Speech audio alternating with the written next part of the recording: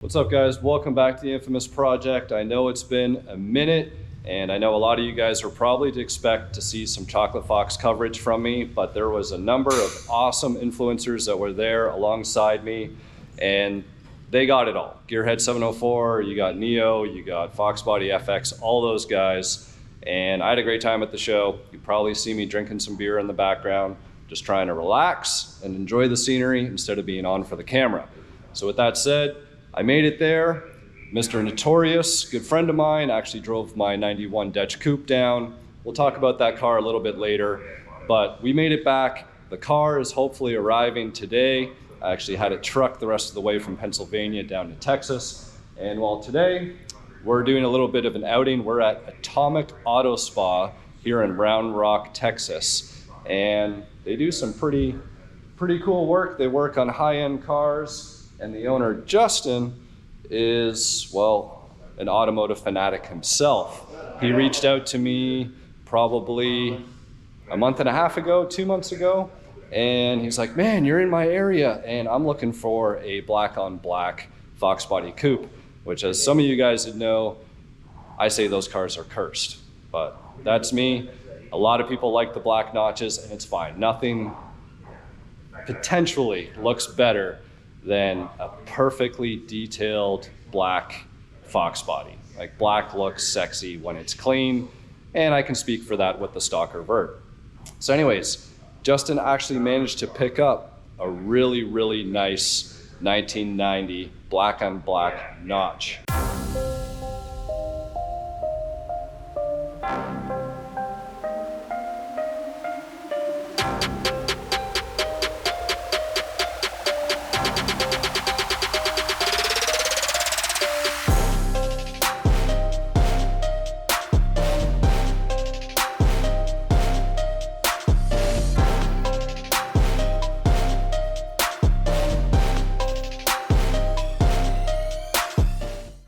This thing is sweet.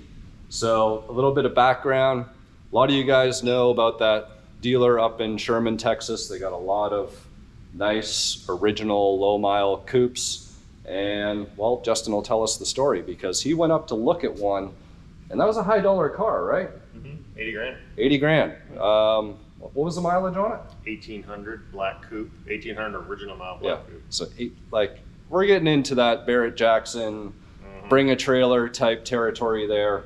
And well, Justin doesn't like to leave anything alone.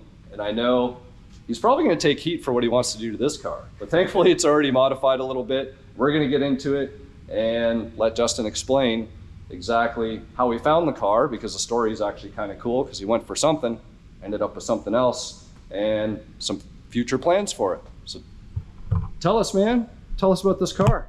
So yeah, I woke up early one Saturday morning here in Austin, and decided to go up to Sherman, 4 hours away, to look at an 1800 mile black coupe that a bunch of people had tagged me on Instagram. So anyway, long story short, I went up to look at that car, full intentions of making like a fair offer on that car. And I knew this car was there because I had seen a picture of it, but really was going to look at that 1800 mile coupe. So we got up there, long story short, my offer was not accepted, which is totally fine. It's just a very nice car, very hard to find. I think he can basically take whatever he wants for that car. This car happened to have been sitting there, not technically for sale, but 27,000 original mile car, a black coupe, exactly what I was looking for. We gave it a once over, took it for a little drive, and talked some numbers, and 40 minutes later, we shook hands. And then you called me up and said, man, I did something. What did I do? Well, I'm glad you found it, because you were interested in that reef that I had found. Yes. And we know that nice car. Reef is a very popular / desirable color, but color is important. You know what I mean? Like, what I wanted. Like, you got to get what you want when you're looking for one of these. Yep. So we got this all original paint. The wheels weren't on here, right? You made them bolt these on? So it just kind of ended up being part of the deal. Yeah. The CCW was sitting in a box, and if I remember correctly, the gentleman up there, I can't say enough about them, by the way. Super, everything was so fucking nice. They were just perfect, just perfect people to be around from the time I got there to the time I left. The CCWs were in a box, and I was kind of just looking around. I'm like, oh my god, these are brand new, and it just ended up being part of the deal. I think they had what 16 or 17 inch like rep ponies on it that looked beautiful, but these were a little more my style. We ended with these on the car. So they were super cool, by the way. They put the tires I wanted on, had them on the balance, they were ready to go. When I picked up the car 2 weeks later, ready to go. No issues. Super easy. And you're not I guess you're performance agnostic, right? Because it's not just Ford or Foxbody. You actually have a badass Camero, right? Mm-hmm. Yep, LS7 powered, fully built LS7 powered, 2,700 original mile black SS. All right, and then how did the community feel when you started? Because like that's extensive modifications that he's done to this. I'll put his Instagram down below so you guys can check it out. Like that's like the purists must have hated you. That only worked because that car had 500 original miles when I bought it. The caveat there was it was a magazine car that had been, Vengeance put this piece of shit 496 in it that just obviously didn't work, because if you Google that project, it never ended. Right. So obviously it didn't work, but I bought the car, again, beautiful car, super nice 500-mile car with a bunch of like crazy stuff done to it. All I did was pull that thing out. I sold the motor to my neighbor. He's got it in his dually. Good motor for that, just not a good motor for the SS. So I did get away with that only because that car was already like well on its way to just being, fucked up.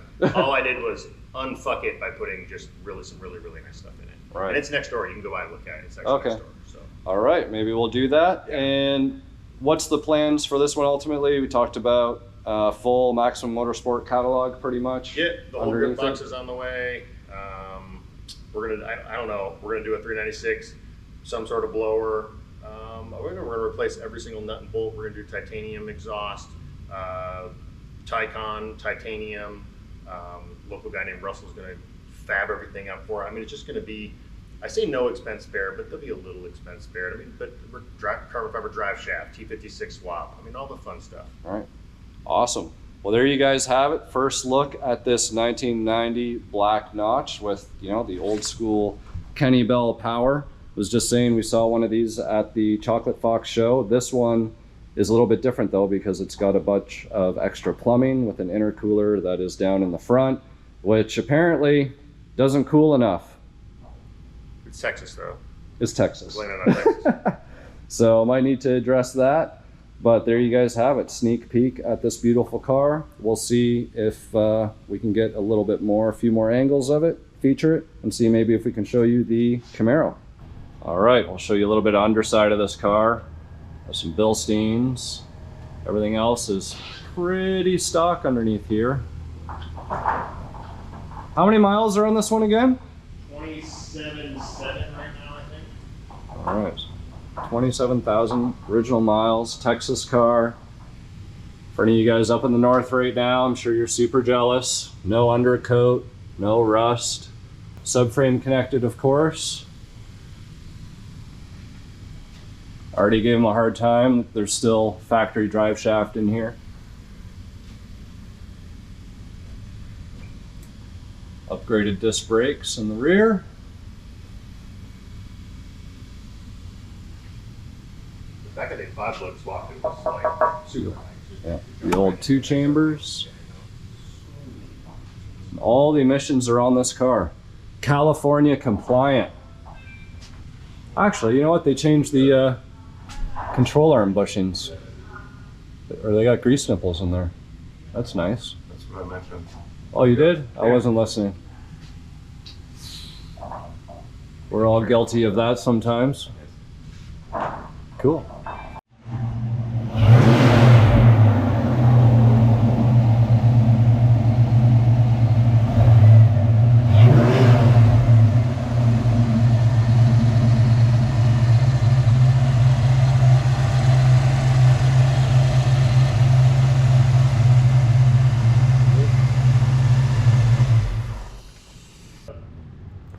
This is the Camaro.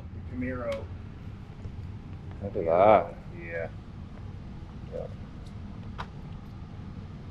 See, it's beautiful when you don't hate on other cars, because I can totally appreciate this. I mean, fuck. It's like that's like a labor of love. That's hopefully what that car's gonna kind of. Oh wait. Oh, God! Jace, it's all you. At least that clamp didn't go down the fender. Right? It's all PPF. It's not a big deal.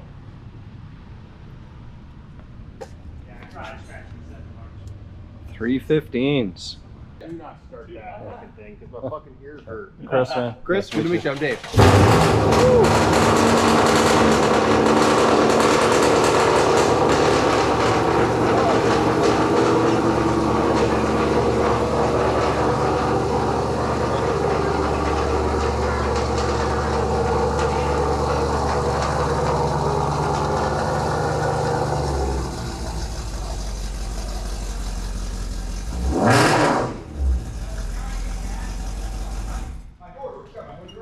That's badass.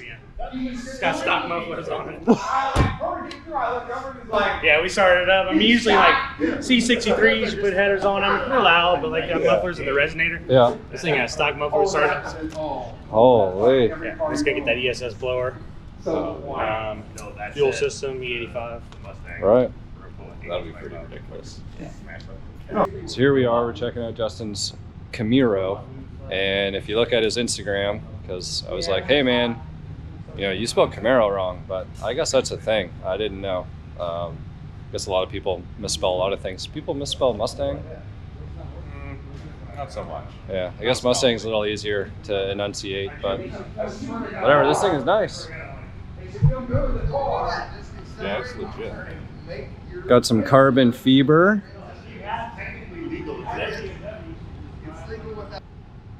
So that's MSD. Yeah. Really? Had I known and I didn't, you can actually, or maybe you couldn't then, and at some point they started to, you can actually buy it with the fucking logos going now. Oh, right, so nice and clean. But it is kind of cool that it says Atomic on it. It is. That's the only reason I'm like, okay, fine. Hey,